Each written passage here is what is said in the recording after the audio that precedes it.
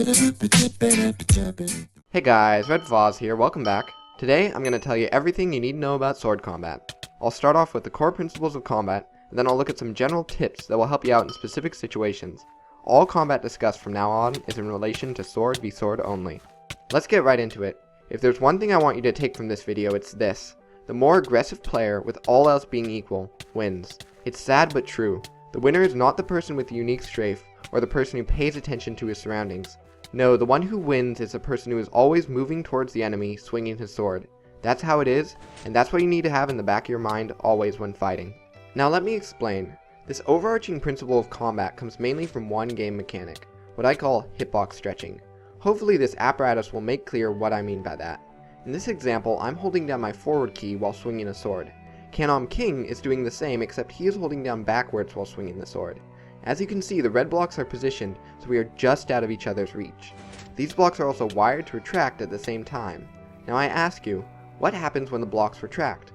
One would expect that since walking forward and walking backwards have equal speeds, nothing would change, as King and I would remain just out of each other's reach. This is not what happens. When someone backpedals, their hitbox lags or stretches in front of them.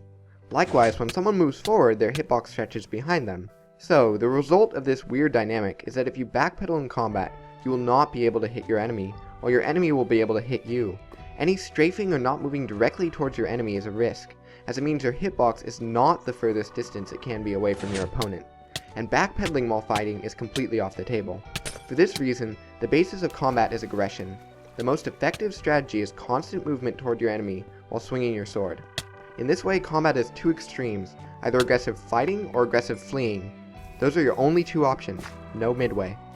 Okay, with that you understand the core of combat. Now I'd like to give advice for specific situations. Let's start off with running. First off, the fastest way to run is by holding down space and constantly bunny hopping. The run jump was originally introduced into the game as a sort of leap, something you do over a huge chasm, so it gives you a little speed boost. Whenever you're in combat, you should be doing this. This is a huge giveaway for inexperienced players. Oh, and if you're under any trees or too high ceilings, you can spam the spacebar and get like 20 of these little speed boosts in a couple seconds. Continuing with running, a really important skill is knowing how to run up a slope while being chased. Most people just try hopping up it, but since you're no longer running, your opponent catches up to you and usually slashes you down. What I'd suggest is try to take it at an angle. Move parallel with the slope and use your A and D keys to pull you up it. Thus you never stop moving, and with some luck, you'll leave your opponent in the dust. This next bit might be the most important part of this whole video. We're talking about potions. Using potions, specifically health and strength 2, a competent player dressed in leather can easily beat a competent player dressed in diamond. That's how big they are. Now let's get on to it. First off, the basics. This is how you throw a potion in combat. You run straight forward and throw it. It's quick, discreet, and most importantly gives you the full potion effect time. You might ask, what types of potions does a swordsman need? And how convenient, here's a clip showing just that. Extended fire resistance, speed, strength 2, and throwable health 2. That's all you need.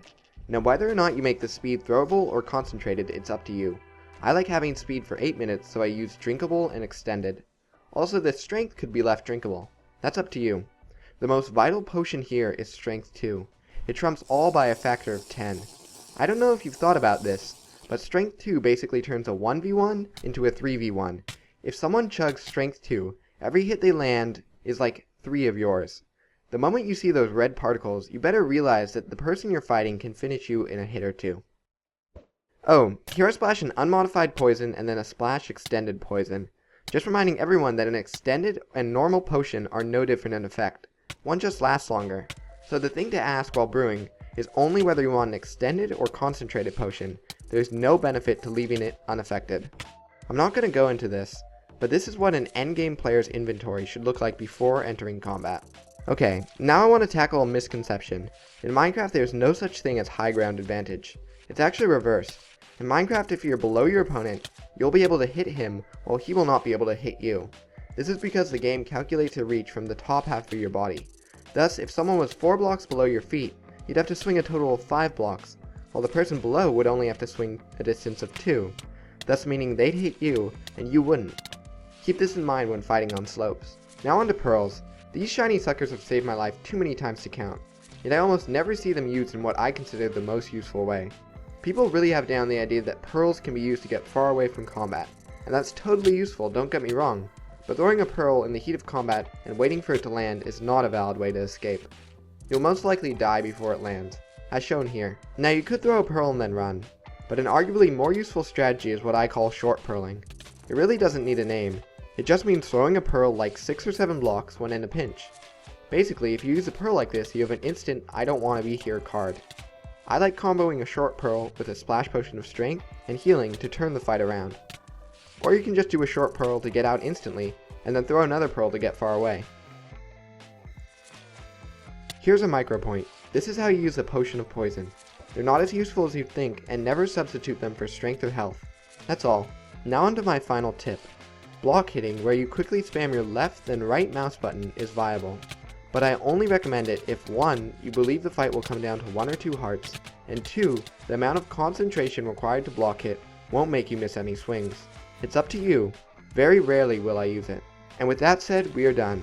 To become a competent fighter, just go on a Kit PvP server and play around, keeping these mechanics and tips in mind.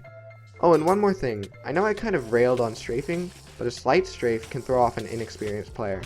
I just warn against them because when you fight an extremely competent player, your strafe will not deter them from hitting you.